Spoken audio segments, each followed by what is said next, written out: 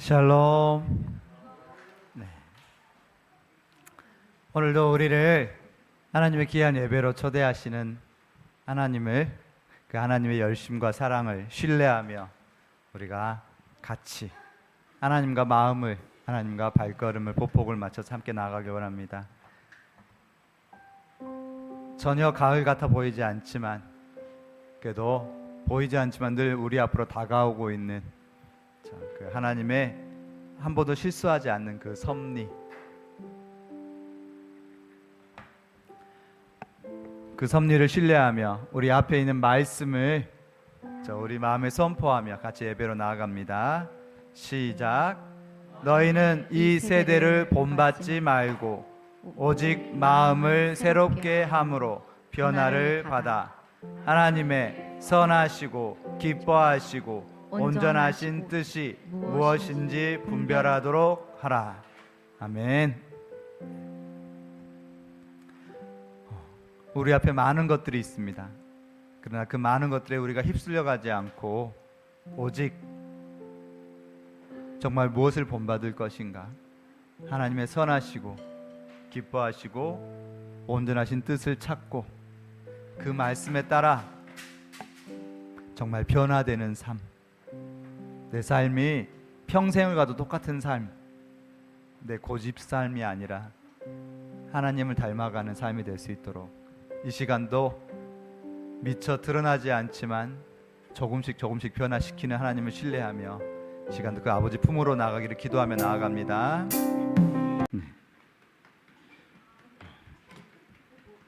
네.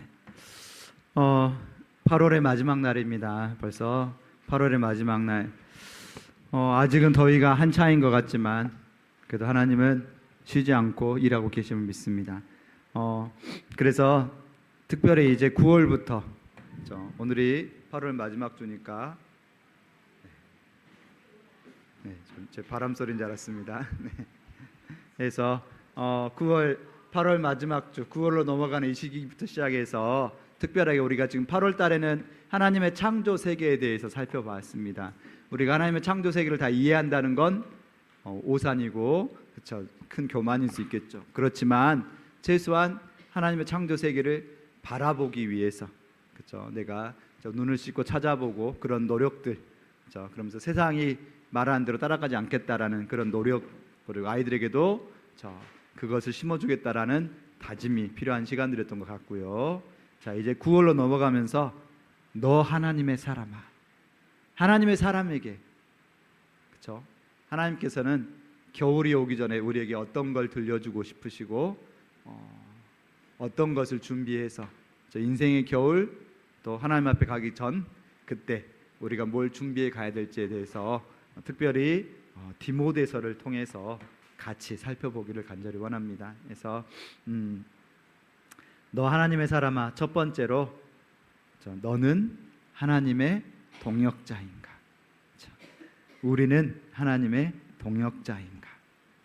이 말씀으로 스스로에게 질문해보고 이 말씀이 우리 삶에 살아서 내 삶이 변화되는 시간이 되기를 간절히 기도합니다.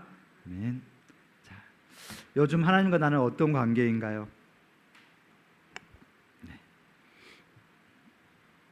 늘 우리는 하나님과 그렇죠?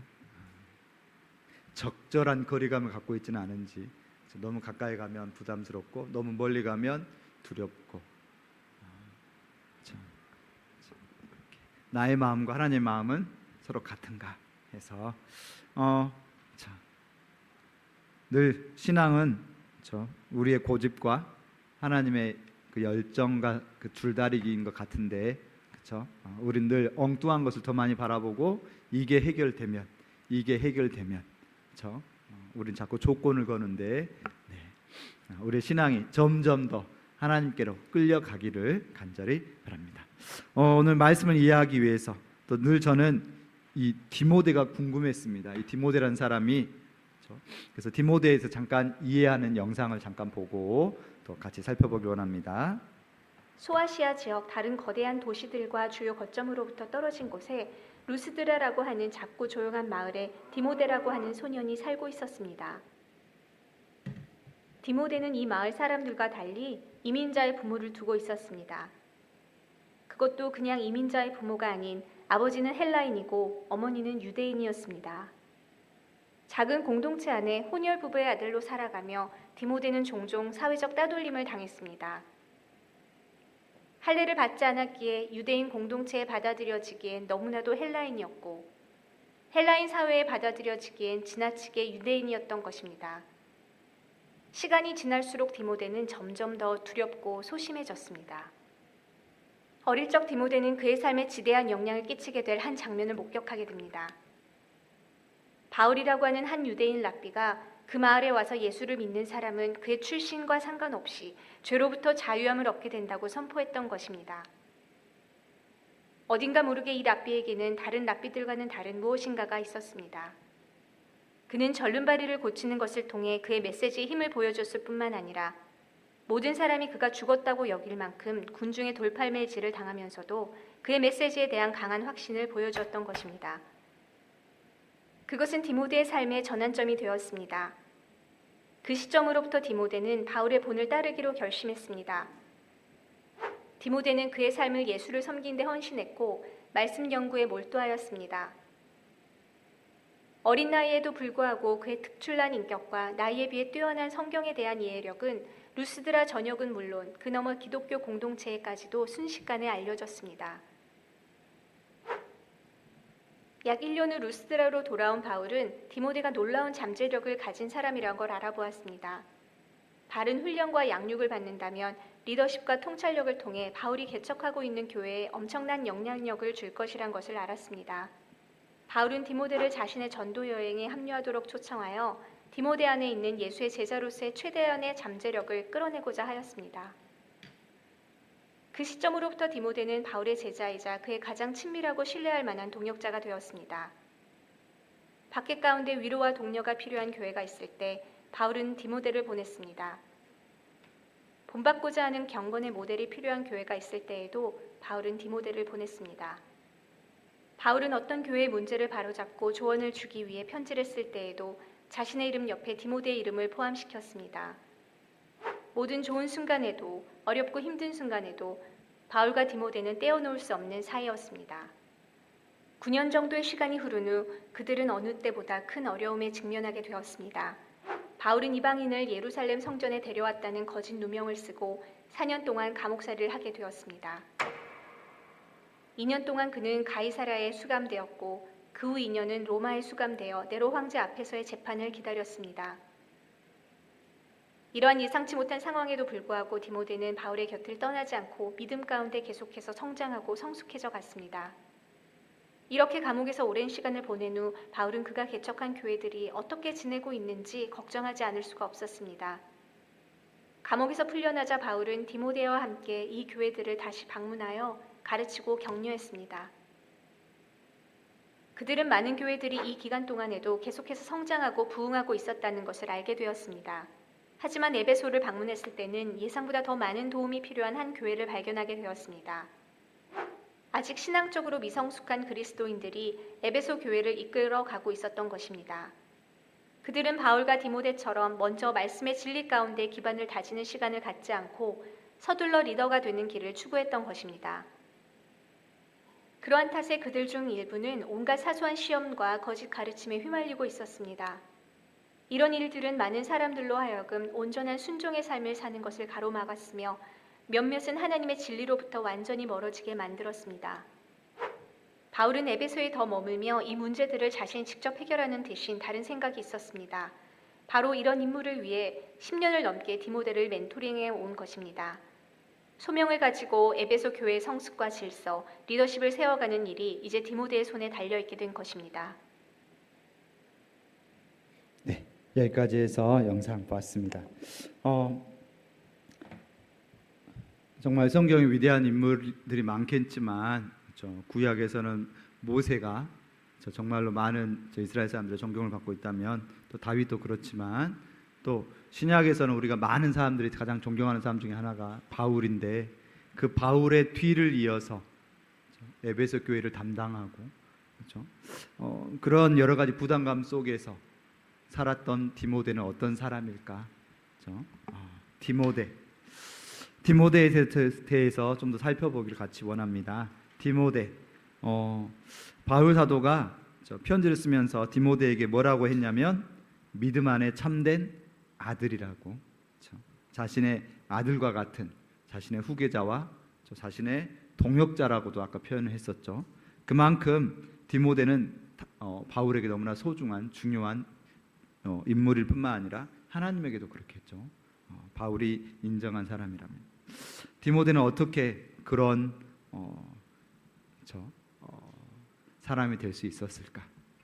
부럽기도 하고 또 어떻게 생각하면 되게 부담스러운 자리인데 부담스러운 자리를 잘 감당할 수 있었음에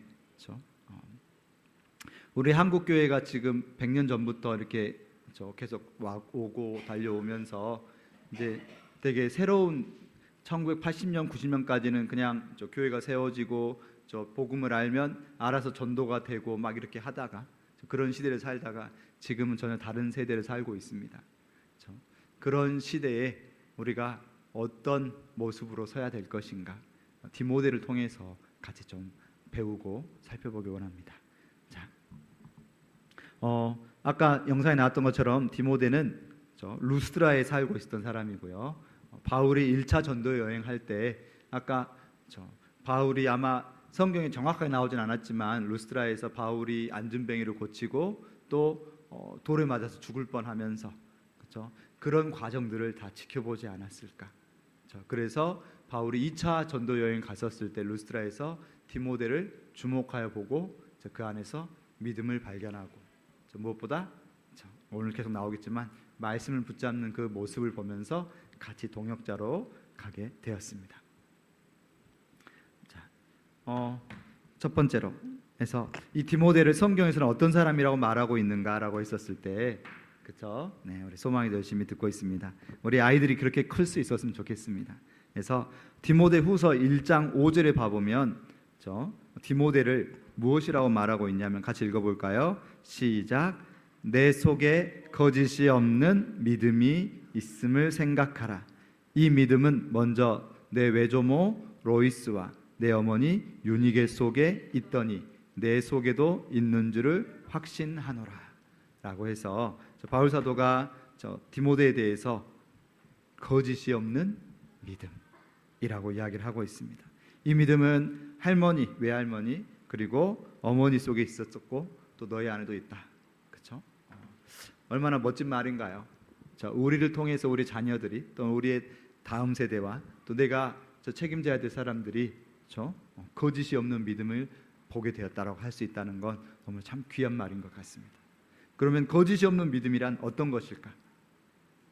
거짓이 없는 믿음이겠죠. 그러면 거짓이 있는 믿음도 있다는 건가요?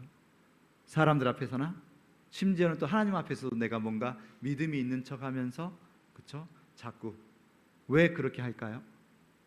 뭔가 얻어내고 싶거나 존경받고 싶거나 뭔가 바라는 게 있으니까 그렇게 뭔가 꾸밈이 있는 믿음이 드러날 수도 있겠죠. 그래서 생각해 봤습니다. 거짓이 없는 믿음이 어떤 걸까? 방금 말한 것처럼 꾸밈이 없는 믿음일 텐데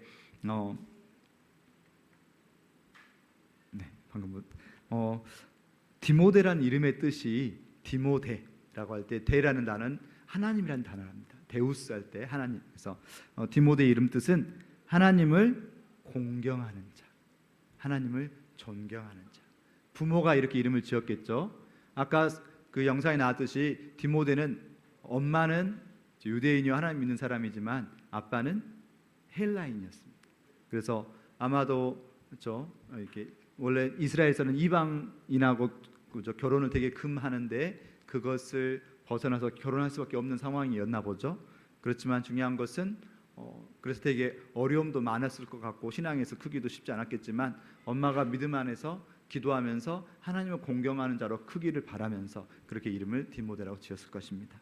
그래서 디모데, 하나님을 공경하는 자, 하나님을 존경하는 자.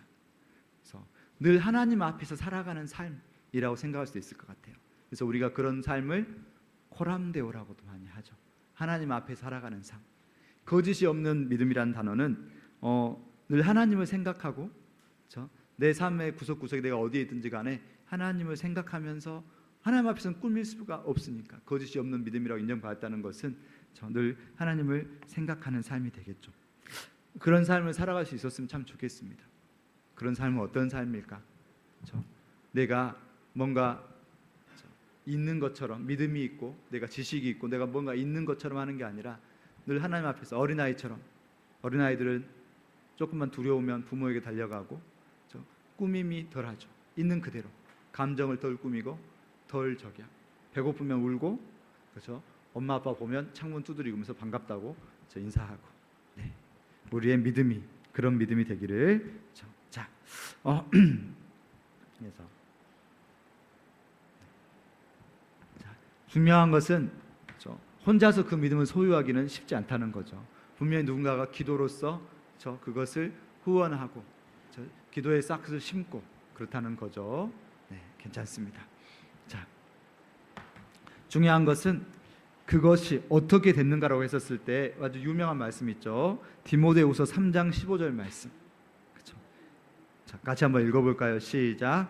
또 어려서부터 성경을 알았나니 성경은 능히 너로 하여금 그리스도 예수 안에 있는 믿음으로 말미암아 구원에 이르는 지혜가 있게 하느니라. 네, 바울 사도가 되게 디모데를 잘 알고 있는 것 같아요. 디모데가 어떻게 살았는지. 네가 어려서부터 성경을 알았고 그 성경은 능히 너로 하여금 예수 안에 있는 믿음으로 말미암아 구원에 이르는 지혜가 있게 하느니라. 우리가 많이 능히 들었던 말씀이고, 그렇죠? 또 이게 이번 주 하가다 말씀이 됩니다. 그래서 말씀의 힘이라고 한번 제목을 붙여봤습니다. 말씀의 힘을 믿고 있습니까? 말씀에는 어떤 힘이 있습니까? 우리가 늘 말씀을 암송하고 늘 말씀을 하가다하면서 묵상하고 읊조리고 하는데 그것이 그냥 나에게 하나의 숙제처럼 내가 그냥 해가는 것인지 아니면 그것이 하나의 지식인지. 근데 오늘 말씀 봐보면 성경은, 말씀은 예수 안에 있는 믿음으로 말미암아 구원에 이르는 지혜가 있게 한다고 했어요. 성경은 분명히 우리에게 구원에 이르게 하는, 구원은 다른 말로 오직 한 길 예수밖에 없는데, 그러면 성경은 예수께 이르게 하고 예수가 주시는 그 구원에 이르게 하고 성경에는 그런 힘이 있답니다. 그렇죠? 우리가 익히 알고 있고 그래서 우리가 성경을 열심히 묵상하죠. 근데 성경을 열심히 묵상하는데 우리에게 그런 지혜가 그런 것들이 생기고 있는가? 그렇죠? 분명히 이야기하고 있죠. 성경은 그런 힘이 있다고. 그렇죠? 성경을 네가 열심히 공부해야만 그렇게 된다라고 나오지 않고 그냥 성경은 지혜가 있게 하느니라. 그렇죠? 우리가 예수 안에 있는 믿음을 붙잡고 있으면 우리가 성경과 가까이 할 때 그 성경을 깨닫게 하고 구원에 이른 지혜가 있게 하는 것을 성경 자체가 힘이 있다라고 성경은 말씀하고 있습니다. 자, 그런데 성경에는 그런 힘이 있는데, 지혜, 구원에 이르게 하는 지혜에 이르게 하는 힘이 있는데, 그런데 왜 말씀이 내 삶을 변화시키지 못하는가? 물론 이곳에 계신 분들은 계속 변화하니까 이 정도죠. 변화했으니까 이 정도일 수도 있겠죠. 네. 그래서 예수를 안 믿었으면 또 우리가 더 어떤 모습이었을까? 그렇죠? 물론 변화하고 있고 변화했으니까 이 정도지만, 그렇죠? 내 삶이 우리가 만족할 정도까지는 우리의 기대감이 높을 수도 있지만, 그렇죠? 그렇습니다. 늘 저의 기도 제목도 말씀을 더 깊숙이 깨달아서 더 말씀을 우리가 정말 풍성함과 충만함 속에서 같이 달려갈 수 있게 하면 좋겠는데, 늘 그렇죠? 이만큼만 주셔가지고 그걸 가지고 성도들과 정말 은혜를 나눠야 되는데 은혜가 잘 흘러가고 있는지 모르겠습니다만, 네, 그래도 저는 이렇게 붙잡고 있습니다. 그래서 근데 늘 우리가 아주 만족하고 막 흘러 넘치면 좋겠지만 우리가 흘러 넘치지 않게 하시는 것 같기도 하고, 자, 우리의 삶이 변화되고 있는가? 네, 변화되고 있지만 더 큰 변화를 우리가 원하시죠? 네, 그러면 좀 더 깊숙이 들어가 보길 원합니다. 오늘 말씀 봐보면 3절부터 6절까지 해서 쭉 가고 있는데 1절, 2절은 인사죠. 디모데 전서를 쓰면서 너희에게 은혜와 궁율과 평강이 내게 있을지어다.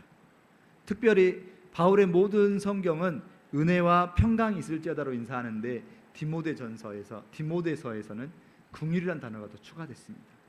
그만큼 내가 사랑하는 영적 아들이 하나님의 긍휼 속에서 성장하기를 정말 바라는 마음이겠죠. 자, 그런 속에서 내가 너를 에베소에 머물게 했는데, 그런데 그 에베소에는 어떤 다른 교훈을 믿는 사람들이 있다. 다른 교훈을 가르치는 사람들이 있다.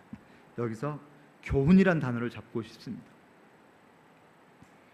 자, 다른 교훈이 또 11절에 봐보면, 맞죠? 10절에 봐보면 바른 교훈이란 말이 나오거든요. 다른 교훈이 있고 바른 교훈이 있습니다. 자, 그러면 그걸 가지고 한번 살펴보길 원합니다. 저는 청년 때 말씀 들으면서 가장 저에게 걸림이 되고 힘들었던 단어가 하나 있었는데 교훈이란 단어였습니다. 저 목사님들이 자꾸 말씀하시면서 오늘 말씀에서 우리가 어떤 교훈을 배워야 될까요? 라고 했었을 때 청년인 저에겐 되게 그게 불만이었거든요. 어떻게 성경이 말씀이 교훈이 될 수 있지? 제가 알고 있던 교훈은 그냥 우리 세상에도 보면 여러 가지 교훈이 많지 않습니까? 여러 가지 교훈 중에 하나? 성경이 우리에게 교훈인 거야? 되게 불만스러웠어요. 그래서 자, 오늘 우리에게 주신 교훈은 어떤 교훈인가요? 라고 했을 때 성경이 교양 서적도 아니고 그렇죠? 그냥 단지 내가 뭔가를 살짝 얻어갈 수 있는 그런 교훈인가? 라고 해서 되게 불만이 있었는데, 그렇죠? 오늘 봐보면 여러 가지 교훈이 있는 것 같습니다. 그리고 다른 교훈이 있죠. 다른 교훈은 세상의 여러 가지 교훈들 중에 하나처럼 성경도 하나의 교양서로서 세계의 4대 성인 중에 하나라고 예수를 보는 사람도 많고, 예수의 자체, 예수의 사랑하라, 산상수훈 이런 것들을 되게 교훈으로 받아들이면서 되게 교양처럼 받아들이고 좋아하는 사람도 많지 않습니까? 근데 우리는 거기서 멈출 수가 없죠. 성경은, 말씀은 우리에게 하나의 여러 가지 교훈들 중에 하나가 아니니까. 그렇죠? 네. 성경을 교훈으로 생각하는 사람들은 성경에서 여러 가지 걸 따지면서 변론을 하고 계속해서 뭐가 옳은지를 찾아가고, 그렇죠? 요새 이단들 봐보면 성경을 알되 자꾸 지식처럼 시험도 보고 자꾸 그것을 하나의 지식과 교양처럼 이렇게 해가는 경우가 많은 것 같아요. 물론 그들은 그것을 알아야지만 구원받는다고 하기도 하지만 지식을 넘어서 그렇죠? 다른 교훈이 아니라 그런 바른 교훈. 그래서 한번 찾아봤습니다. 교훈이란 단어를 좀 깊숙이 봐보면 교훈은 무엇입니까? 읽어볼까요?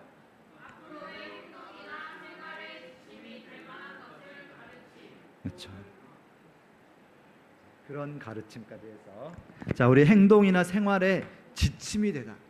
앞으로 행동이나 생활을 해가면서 지침, 그것을 따라서 가야 되는 거죠. 그래서 나침판이라고 생각할 수도 있고요. 살아가면서 이것을 따라 살아야 돼.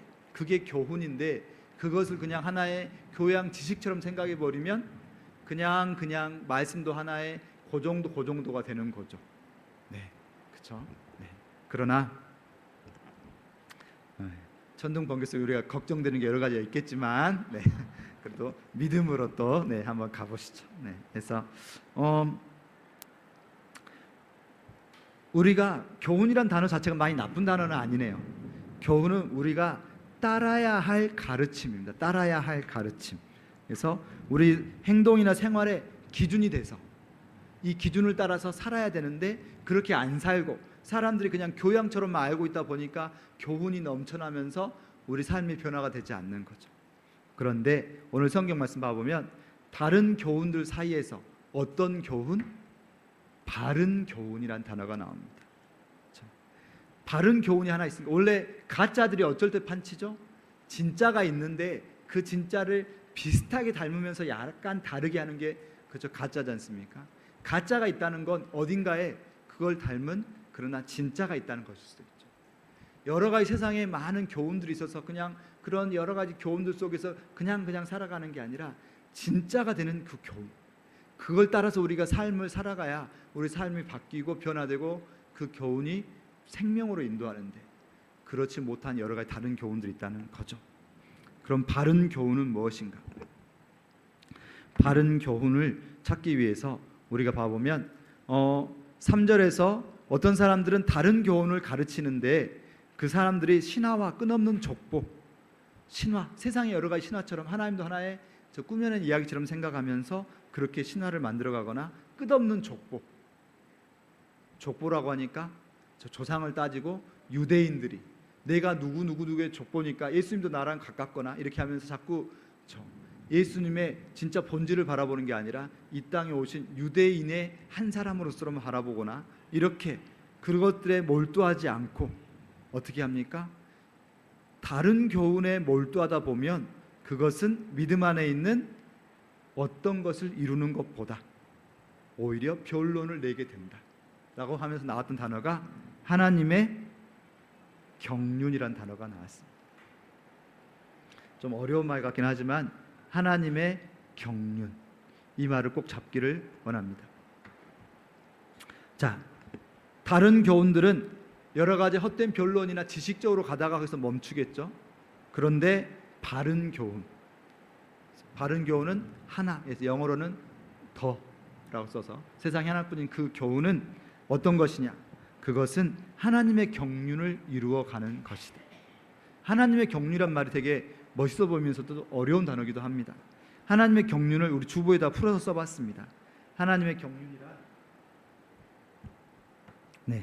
하나님이 창조하시고 구원하시는 그 하나님의 계획, 그리고 그것을 이루어 가시는 경영. 그래서 경영한다는 말은 실제로 뭔가를 돌아가도록 하게 하는 거잖아요. 그래서 우리 가족 중에 누가 뭔가를 경영하고 있어요. 그것을 돌아가게 하는 거죠. 하나님의 경륜이라는 것은 하나님께서 이 세상을 창조하시고 끝나신 게 아니라 그러나 그 창조의 완성, 인간들이 죄악 때문에 넘어졌다가 쓰러졌다가 저 죽을 운명에서 다시 한번 구원하시는 그 마지막까지 그것을 하나님께서 계속해서 일하시는 것. 그래서 하나님의 경륜을 쉬운 단어로 말하면 하나님의 일하심이라 할 수 있겠죠. 바른 교훈은 하나님의 일하심을 이루어 가게 하는 것, 하나님의 일하심을 그렇죠? 따라가게 하는 것이 바로 바른 경륜이다. 바른 교훈이다. 그러면 하나님이 일하실 때 어떻게 일하시는가, 그거를 주목해서 보면 되겠죠. 하나님의 일하심은 홀로 알아서 척척척 하는 게 아니시죠. 그래서 오늘 하나님의 동역자인가라는 단어를 제시해봤습니다. 하나님의 동역자. 하나님은 일하실 때, 하나님이 뭔가 이 세상을 창조하시고 경륜해가고 일하실 때 혼자서 하시는 게 아니라 적재적소에 사람을 들어서 쓰시죠. 그래서 디모데, 연약해 보이지만 바울은 로마에서 이루어 가야 될 일이 있고, 또 디모데는 에베소에서 이루어 갈 일들이 있기에 각자 적재적소에서 하나님께서 그 사람을 통해서 일해 가시고, 내가 거기에서 디모데 생각해 보면 끊임없이 고민들이 많았을 것 같아요. 내가 바울 사도의 뒤를 이어서 에베소를 감당하고 있다면 내가 잘 감당하고 있는 건지, 앞으로 디모데서를 읽어보면 많은 문제들이 나옵니다. 또 디모데는 어렸어요. 그래서 디모데서 읽다 보면 사람들이 너의 연소함을 업신여기지 않게 하라. 어리고 내가 다른 사람보다 믿음도 늦게 시작했고, 저 많은 믿음의 선배들보다 내가 아직 부족한 것도 많으면서도 내가 그렇게 살아갈 때 내가 어떻게 살아갈 것인가 고민이 많겠지만, 그러나 디모데가 잡았던 것은 말씀이고, 그 말씀 따라서 어떻게든 내가 그 삶을 살아가고 내가 그렇게 버텨낼 때 그것이 하나님의 경륜을 이뤄가는 거다. 다시 한번 말을 정리합니다. 내가 보내신 그곳에서 살아갈 때 부족한 점이 많아요. 내가 하나님의 말씀도 모르는 게 많은 것 같고, 내가 여러 모습으로 부족한 게 많아서 하나님의 제대로 이루어가지 못하는 것 같아요. 그렇지만 내가 그 자리에서 버텨내고 그렇게 살아가는 것이 하나님의 경륜, 일하심을 이루어가는 거라는 거죠. 늘 아닌가? 다시 되돌아갈까? 다시 뭔가 포기하고 어떻게 해야 되나라고 고민될 때에도 나를 부르시고 보내시고 하나님이 뜻하신 바를 계속 찾아가면서 내가 버텨내고 그렇게 하나님의 뜻을 찾아가는 것이 하나님의 경륜을 이루어가는 것일 수도 있다라는 것. 물론 본토 아비집을 떠나라고 말씀하실 때도 있고, 늘 그러므로 말씀에 귀 기울이고 하나님을 들어야 되겠죠. 자, 좋습니다. 그러면 그게 바른 교훈의 조건, 삶을 변화시키는 그 믿음으로 내가 하나님의 경륜을 따라서 그 믿음으로 나아가고 있는가. 바른 조건은 하나님의 경륜과 일하심을 이루어가는 것이기에 우리가 그 하나님의 자꾸 그 말씀에 귀 기울이면서 따라가야 되는 것이겠죠. 그 단어를 변화라는 단어로 잡아봤습니다. 변화. 네, 좋습니다.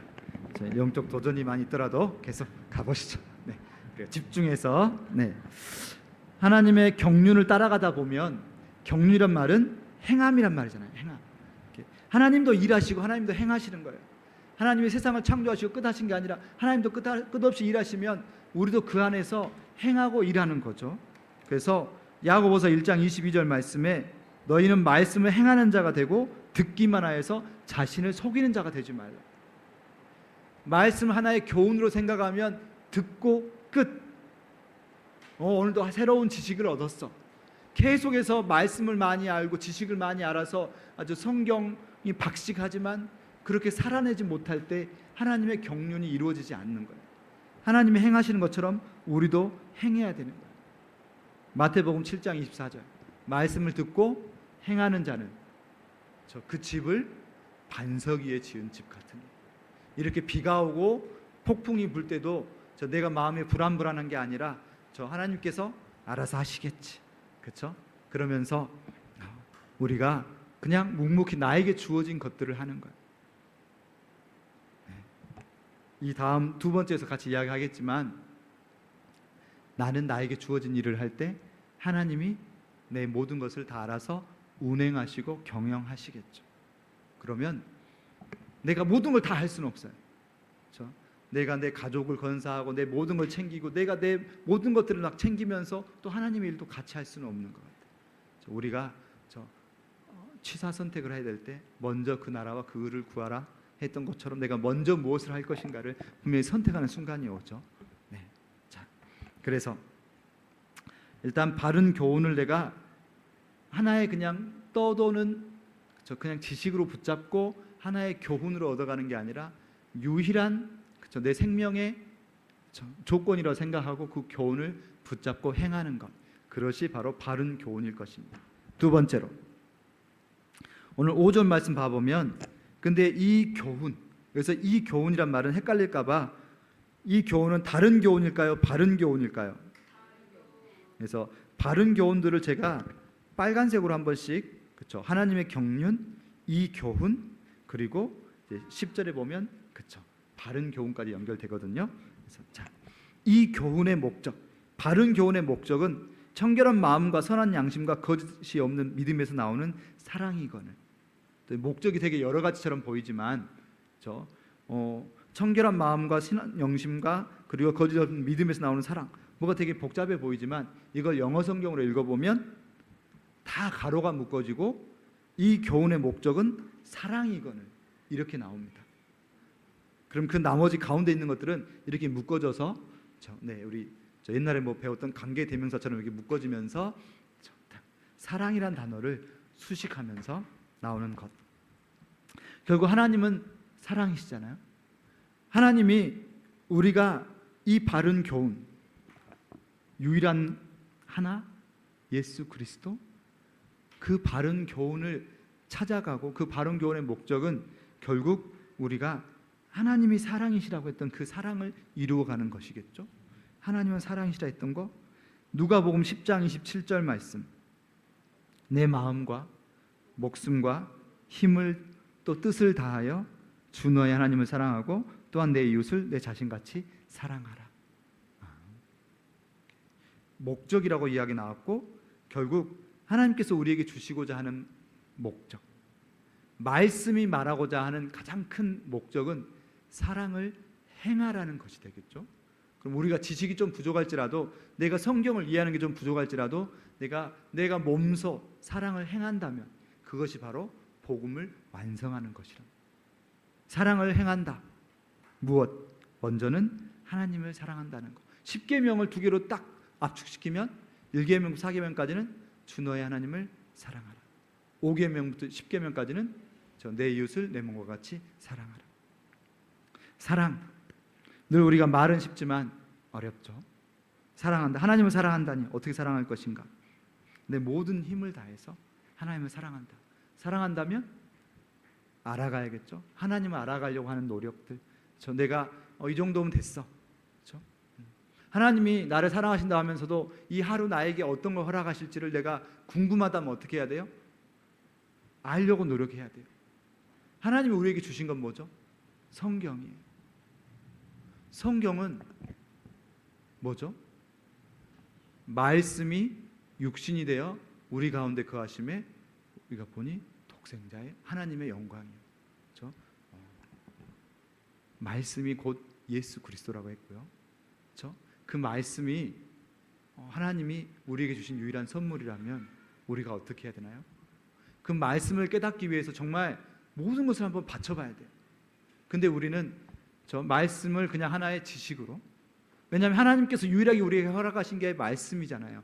그러면 내가 이 말씀을 깨닫기 위해서, 그렇다고 해서 계속 하루 종일 성경만 보라는 건 아니지만 분명히 하나님께서 이 말씀을 주셨을 때 나에게 이 말씀을 적용하라고 주셨을 거고, 적용하고 내가 살아낸 만큼 그 말씀이 내가 이해가 되고 내가 그 말씀으로 되는 것처럼 내가 아침에 말씀을 붙잡고 하루 종일 그 말씀을 자꾸 되뇌이고, 하나님 도대체 오늘 이 말씀 주신 게 어떤 것 때문에 주셨나요?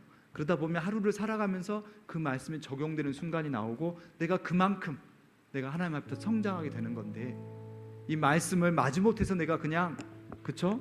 하나의 지식처럼 그냥 그렇게 대하고 있지는 않는가. 말씀이 곧 그리스도라면, 내가 그리스도를 붙잡아야 내가 이 삶을 살아갈 수 있다면, 그쵸?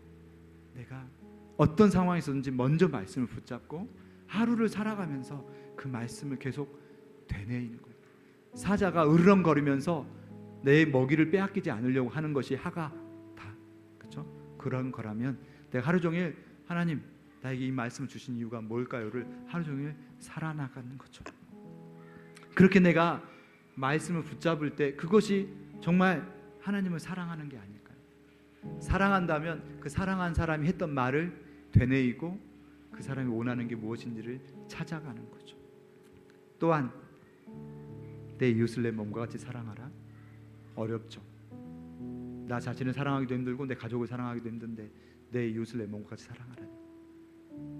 근데 내 이웃이 누군가요? 성경에서 그렇지 않습니까? 예수께서 그러셨어요. 선한 사마리아인 비유를 들면서 저 율법사가 그러면 제 이웃이 누군가요? 라고 물어봤었을 때 너도 이와 같이 하라. 갑자기 뜬금없는 말씀이긴 한데 결국 누가 내 이웃인가가 중요한 게 아니라 주변에 누군가가 아파하고 힘들어한다면 그 사람에게 이웃이 되어주라. 내가 하루를 살아가면서 분명히 누군가가 내 눈에 띄게 한다면 내가 그냥 생각하고 멈추는 게 아니라 좀 더 용기를 내어서 어떻게? 혹시라도 내가 많지는 않겠지만 내 작은 주머니를 열고 식탁으로 초대하거나 아니면 작은 편지글이라도 하나 써서, 요새는 물질이 없어서 풍족함이 부족한 사람보다는 마음이 가난하고 마음이 힘들어하는 사람들이 많잖아요. 그들에게 줄 수 있는 건 따뜻한 말이나 또는 말도 요새는 되게 흔하잖아요. 그러면 작은 편지 같은 엽서글, 그렇죠? 요새 누가 편지를 쓰고 엽서를 씁니까? 그렇죠? 그렇기에 혹시라도 말씀 한 구절과 함께 기도하겠습니다라는 그런 걸 할 수 있다면 저부터가 필체는 안 좋지만 저부터가 이렇게 글을 쓰면 또 누군가가 이렇게 그곳에, 이게 이번 주 미션입니다. 내 주머니를 열고 하나님이 그래도 너를 사랑하셔. God loves you. 어떤 상황에서든 그래도 하나님이 너를 사랑하실 거야. 사랑하셔 라고 말할 수 있는 그 말 한마디가 하나님의 사랑을 전달하는 것인 줄 믿습니다. 근데 이 사랑을 이루기 위해서 전제 조건이 있어요. 세 가지가 있었죠. 청결한 마음, 선한 양심, 거짓이 없는 믿음. 청결한 마음. 어떤 것이 청결한 마음일 것인가? 성경에서는 하나님은 마음의 중심을 보느니라고 할 때 마음을 동기란 단어랑 가장 연결시켜서 하신다고 해요. 동기. 우리 마음의 동기가 무엇인가? 또 산상순에서 예수님 봐보면 청결한 자라고 할 때 청결한 자라는 것은 주변이 청결한 건 아닐 것이고 우리 마음이 청결한 자일 텐데, 마음이 청결한 자는 어떤 자가 마음이 청결할 것인가? 여러 가지 욕심들을 내려놓을 수 있는 자, 마음이 가난한 자, 내 욕심 다 내려놓고 내 생각들 내려놓고 내 고집 내려놓고 하나님 앞에서 가난한 자, 자꾸 하나님을 찾고 싶은 자, 그렇죠? 내가 자꾸 하나님을 찾을 때, 그렇죠? 그때 하나님의 그 사랑을 전할 수 있을 줄 믿습니다. 청결한 자는 마음의 동기나 마음이 가난해서 하나님을 찾고 내 욕심을 내려놓는 자. 선한 양심. 선한 양심은 우리가 양심에 대해서 많이 이야기하죠. 성경에서는 선한 양심을 하나님 앞에서 내가 하나님을 의식하고 하나님께 반응하고 하나님께 순종하는 마음을 선한 양심이라고 하더라고요. 하나님 앞에서 하나님이 주신 마음이 양심이잖아요. 그래서 내가 양심에 찔린 것은 하나님을 내가 의식할 때, 내가 하나님 의식했으면 그 하나님 앞에 반응하고 하나님 앞에 순종하는 모습까지가 선한 양심. 내가 하나님을 찾고 하나님 제가 어떻게 해야 될까를 자꾸 하나님께 구하면서, 그렇죠? 자꾸 하나님 앞에, 그게 디모데, 하나님을 존경하고 공경하는 자의 모습이겠죠. 그리고 거짓이 없는 믿음 나왔네요. 아까 디모데가 가장 칭찬받았던 것 중에 하나, 거짓이 없는 믿음. 어린아이 같은 믿음. 어린아이 같은 믿음은 내가 연약한 줄 아는 거죠.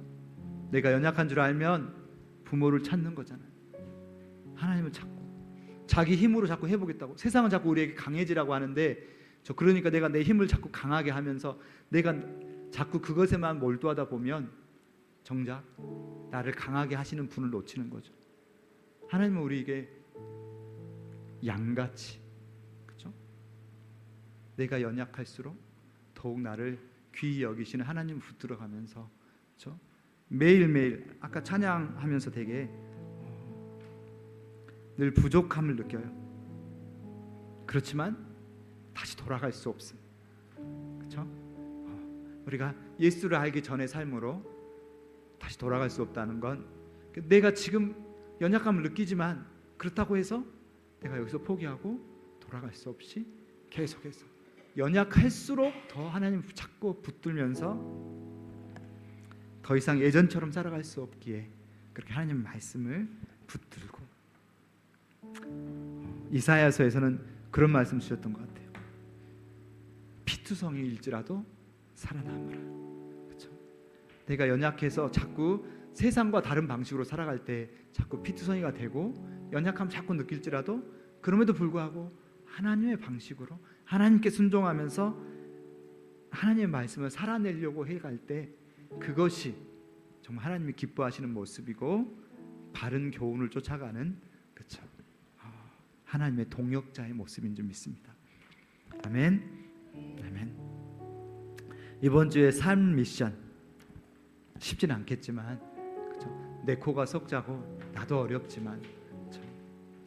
하나님을 찾고 이웃을 붙잡을 때, 그럴 때 하나님이 우리의 인생을 책임지시는 하나님의 동역자인 줄 믿습니다. 우리 삶의 보스가 누구예요? 보스? 하나님이시잖아요. 보스는 자기의, 그렇죠? 저기는 책임지시는 자예요. 내가 내 인생 책임지려고 하지 않고 하나님께 책임지실 걸 믿고 나는 하나님과, 그렇죠? 이웃을 어떻게든 붙잡아 보려고 노력하는 삶, 그것이 말씀을, 그렇죠? 이루어가는 삶인 줄 믿습니다. 아멘. 옆에 먼저 시작해 봅시다. 옆에 있는 지체를 향해서 God loves you. 하나님이 당신을 사랑하십니다. God loves you. 네, 바로 God loves you. 옆에 없지만 저 I love 네, you. God loves you. 그분들을 향해서 God loves you. 하나님이 너를 사랑하셔. 내가 이번 주에 한턱 쏠게라고 네. 그쵸? 그래서 자, 하나님의 경륜, 하나님은 어떻게든 이루어 가실 겁니다. 그러나 우리가 그 안에서 작은 도구가 되어지고 하나님의 동역자가 되어진다면 얼마나 멋진 일인가요? 그렇죠? 우리가 하지 않아도 하나님의 일은 누군가가 하게 돼 있답니다. 그렇죠? 모르드게가 이제 에스더에게 했던 말이죠. 그러나 그렇게 되면 너는 어떻게 되겠냐? 그렇죠? 하나님의 경륜을 이루어가는 하나님의 동역자로서 부족하지만 그럼에도 불구하고 우리 뒤돌아가지 않고 나아가기를 간절히 바라면서 그러나 가장 듬직한 것은, 든든한 것은 말씀을 붙잡으면 그 말씀 자체에 우리를 구원에 이르게 하는 지혜가 있다는 것. 그러므로 붙잡으세요. 하루 종일 순간순간 놓치지 않게 내가 그 말씀을 붙잡기를, 우리가 많은 말씀 붙잡을 수 없기에 하가다 한 말씀이라도 붙잡을 수 있도록 그렇게 하기 원합니다. 같이 두 번 선포합니다. 나는 하나님의 동역자인가. 자, 시작. 또 네, 죄송합니다. 자, 제목부터 같이 읽겠습니다. 시작. 나는 하나님의 동역자인가. 또 어려서부터 성경을 알았나니 성경은 능히 너로 하여금 그리스도 예수 안에 있는 믿음으로 말미암아 구원에 이르는 지혜가 있게 하느니라. 또 어려서부터 성경을 알았나니 성경은 능히 너로 하여금 그리스도 예수 안에 있는 믿음으로 말미암아 구원에 이르는 지혜가 있게 하느니라. 아멘. 우리가 어렸을 때부터 성경을 알고 어렸을 때부터 믿음 안에 컸어요. 그러나 그 삶이 변화되지 않고 계속 이렇게 뭉쳐 있다가 내 고집대로 내 것대로 뭉쳐 있다가 그렇게 하나님 앞에 갈 것인가, 아니면 말씀의 힘을 믿고 나를 변화시킬 하나님을 믿으며 하나님께 모든 것을 거는 인생이 될 것인가. 나의 복음 예수 그리스도, 더 이상 예전처럼 살아갈 수 없네.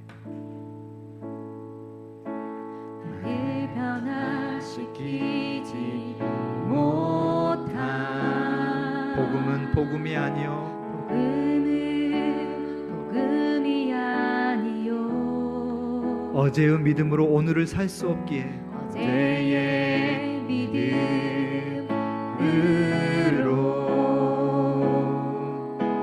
오늘을 살 수 없기에 오늘도 내게 복음이 필요합니다.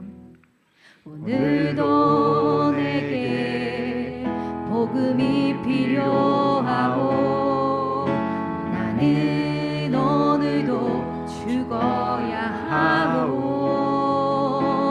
들어도 듣고 싶은 복음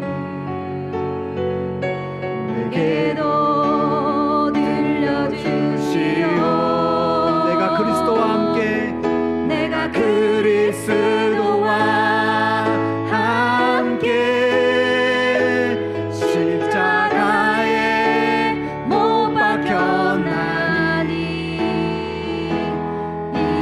이제는 내가 사는 것이 아니요 내 안에 그리스도로 사나니 더 이상 예전처럼 더 이상 예전처럼 살 수 없는 것이라. 그것이 나의 믿음. 살아가리 살아내리 나의 복음 예수 그리스도. 나를 변화시키지 못한 복음은 복음이 아니요 어제의 믿음으로 어제의 믿음으로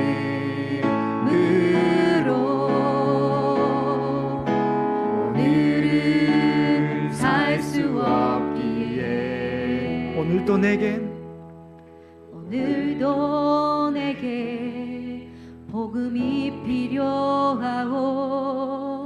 나는 오늘도 죽어야 하오 들어도 듣고 싶은 복음 내게도 들려주시오 내가 그리스도와 함께 십자가에 못 박혔나니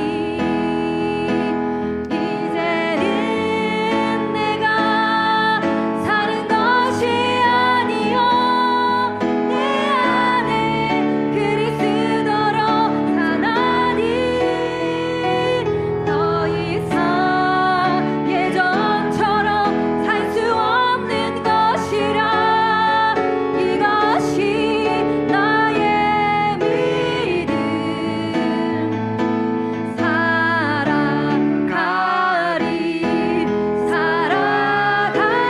살아가리 나의 복음 예수 그리스도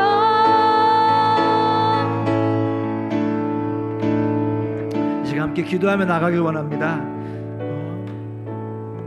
우리 늘 복음에 갈급해하는 것 같지만 이미 하나님 우리에게 모든 걸 허락하시고 우리가 원하는 복음이 아니라 하나님의 복음인데 자꾸 우리는 우리를 강하게 하고 우리를 더 뭔가 채워줄 것 같은 그런 세상 다른 교훈을 구하고 있지는 않은지 정말 우리를 채우시는 이 복음을 이미 우리에게 허락하셨기에 그 복음을 살아내고 내가 변화될 수 있도록 하나님 주신 그 복음을 가지고 내가 살아갈 수 있도록 어제의 복음이 아니라 내가 오늘 나에게 주신 이 복음을 가지고 살아갈 수 있게 해달라고 변화될 수 있게 해달라고 같이 기도하며 나가겠습니다.